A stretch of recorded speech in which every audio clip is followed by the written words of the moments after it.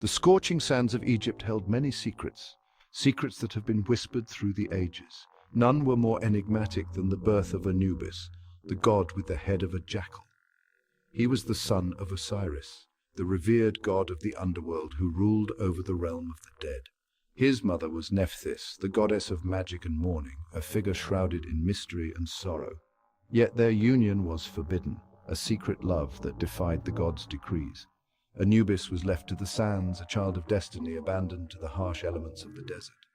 Found by Isis, Osiris's devoted wife, Anubis was raised in secrecy, hidden from those who might seek to harm him. He grew up amidst the vast desert where the endless dunes became his playground and his sanctuary. The young god felt a deep connection to its stillness, a tranquility that spoke to his soul. The cycle of life and death fascinated him as he observed the natural order of things. Animals died and decayed in the sand, their remains a testament to the passage of time. Yet new life always emerged, a symbol of rebirth and renewal in the harshest of environments. This cycle sparked a profound curiosity in Anubis, a desire to understand the mysteries of existence. Even as a child, Anubis felt a pull towards the afterlife, an unexplainable attraction to the world beyond. He was drawn to its mysteries, sensing its importance and the role he was destined to play. Anubis was destined for a greater purpose, one that would shape the very fabric of the afterlife. The care he received from Isis nurtured this feeling. She recognized his potential and saw the greatness within him. Isis guided him towards his destiny, preparing him for the role he was meant to fulfill in the grand tapestry of the gods. As Anubis matured, his connection to the afterlife strengthened. He felt a deepening bond with the realm of the dead, a bond that grew stronger with each passing day. He wandered further into the desert, seeking solitude and answers. The vast, empty expanse mirrored the emptiness he felt inside. He spent days meditating in ancient tombs surrounded by the echoes of the past. The ancient stones seemed to whisper secrets to him. The silence spoke to him. Anubis listened and learned, absorbing the wisdom of the ages. He felt a profound connection to the spirits that lingered there. He felt the presence of departed souls. They whispered their stories, tales of their lives and their journeys beyond death. He understood their sorrow and hope. Their emotions resonated with him, filling him with empathy and a desire to help. One day, Anubis stumbled upon a hidden chamber, a place untouched by time. It was a discovery that would change his life forever. Hieroglyphs, vibrant and alive, covered the walls. They seemed to pulse with energy, telling stories of the afterlife. They depicted the journey of the soul after death, a path that Anubis felt destined to understand and guide. Anubis felt a surge of understanding. This was his calling. He realized that he was meant to be a guide for the dead. He was meant to guide the dead, to help them navigate the treacherous path to the afterlife. He would ensure their safe passage into the afterlife, performing the sacred rites with reverence and care. His heart thrummed with a new purpose. He felt a sense of fulfillment he had never known before.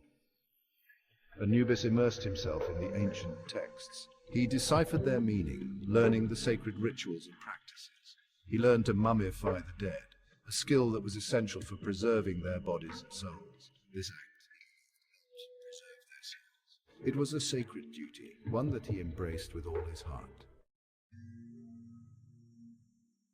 Anubis devoted himself to his role. He became the protector of the dead. He oversaw their mummification. He guided their souls to the underworld.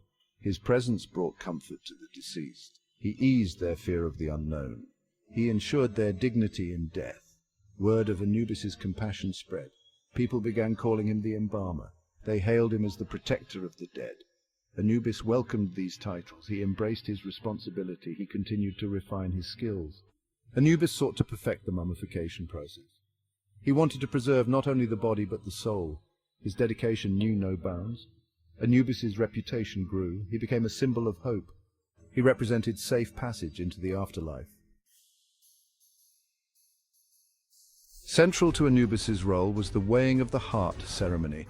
This ancient ritual determined the fate of a soul in the afterlife.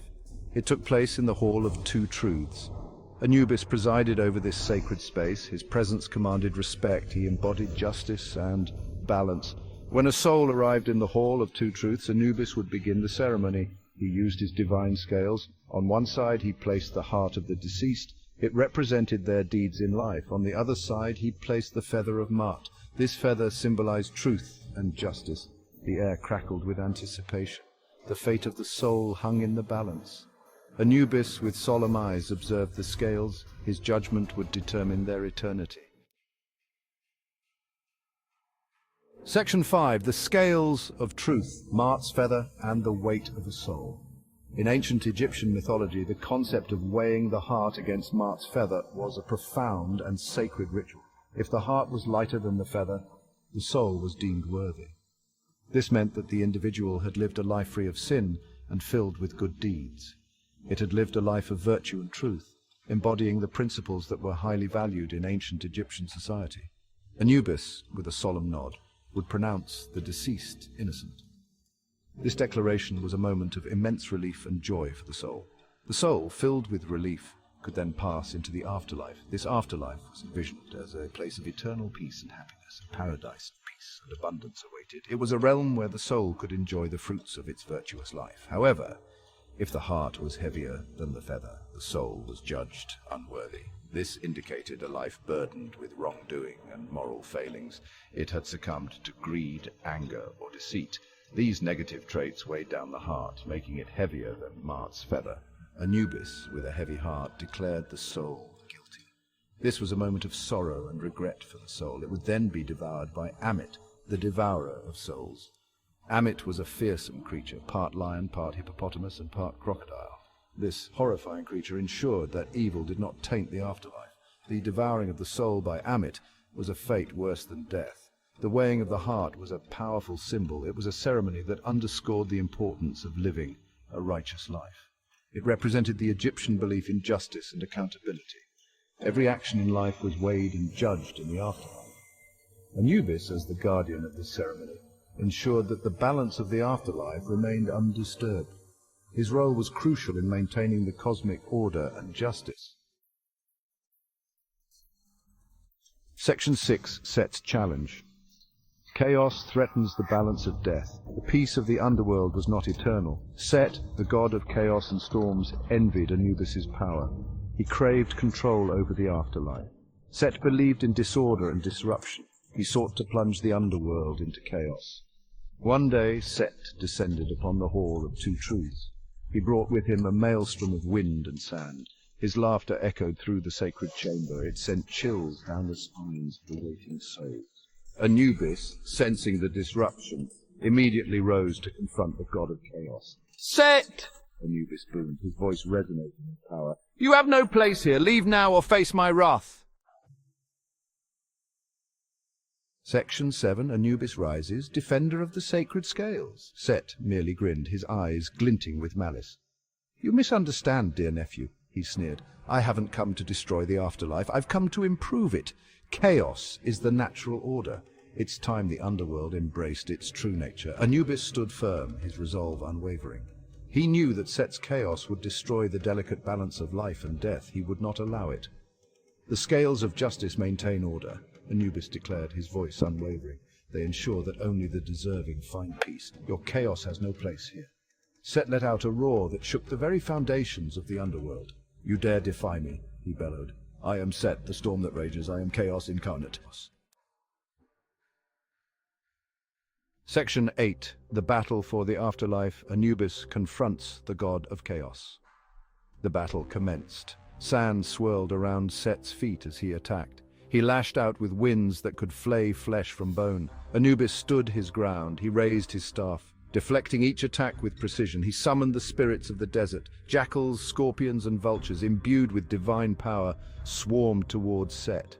The chamber echoed with the sounds of battle. The clash of magic illuminated the darkness. Anubis focused his will. He channeled the energy of the afterlife. He would protect the sacred scales, even if it cost him his existence. Section 9.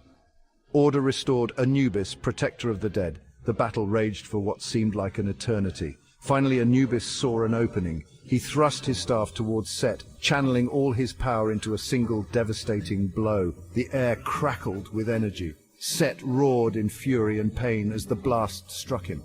He staggered back, his power waning. Defeated, Set disappeared in a whirlwind of sand and shadow. The underworld fell silent. Anubis, weary but triumphant, surveyed the scene. The sacred scales stood untouched. The balance of the afterlife was preserved. From that day forward, Anubis's legend grew. He was not just the protector of the dead, he was the defender of the afterlife itself. Section 10. Legacy of the jackal, enduring symbol of hope and guidance. Anubis's legacy extends far beyond the myths and legends. He became an enduring symbol of hope and guidance. His image, with the head of a jackal and the body of a man, adorned tombs and temples. It served as a reminder of his solemn duty. He offered comfort to the mourning. Anubis provided reassurance that their loved ones were in capable hands. His presence eased the pain of loss. He embodied the hope of reunion in the afterlife. Even today, Anubis remains a powerful figure. He represents the timeless human fascination with death and what lies beyond. Section 11. Eternal Guardian, Anubis's timeless watch over the afterlife.